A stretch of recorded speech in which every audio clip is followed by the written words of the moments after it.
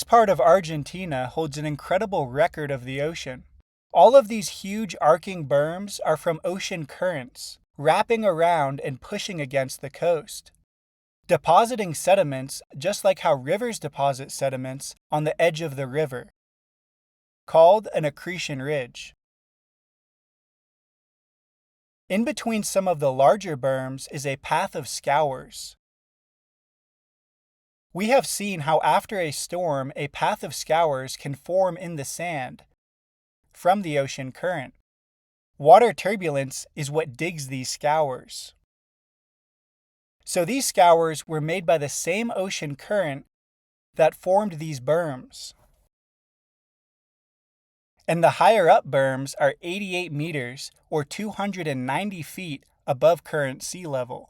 And the lower large berms end at 20 meters or 65 feet above current sea level. Therefore, in this 68 meter or 225 foot range of sea level, the ocean currents were extremely energetic and nothing like today. And this actually has nearly nothing to do with wave action, because when waves make a berm, they wash back down and cut a bite into the berm, resulting in berms with a bunch of sea cuts, which these berms do not have.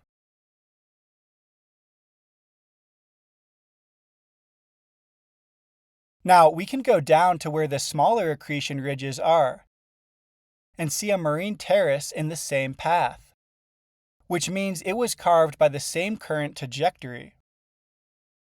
This is huge because it shows that the ocean currents were strong enough to carve a marine terrace like a river terrace.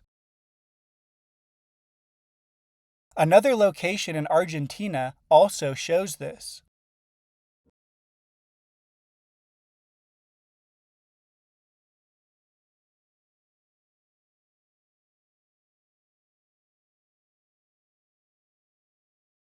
A transverse wave, also known as a standing or stationary wave, is a form of energy that can arise in a fast-moving flow, like when the Waimea River gets released after heavy rains, or when there's a 9.1 earthquake off the coast of Japan.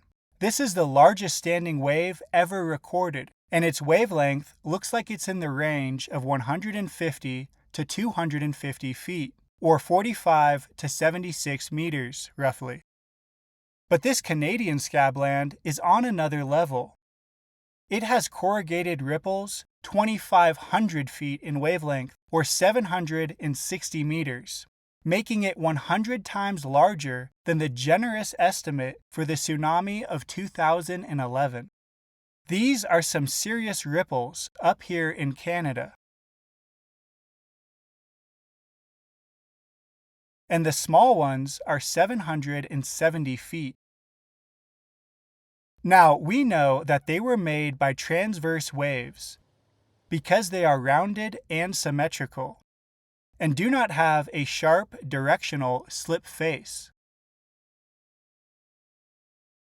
But the best indicator is the scours in the trough.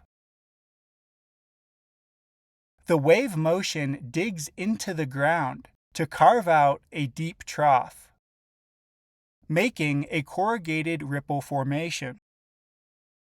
Perpendicular to the ripples and in line with this ancient current are a pattern of parallel ravines,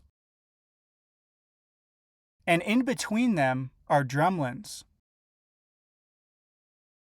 Next to these other ripples are also drumlins. Drumlins are consistently found to form in rivers and inlets that have large tidal swings.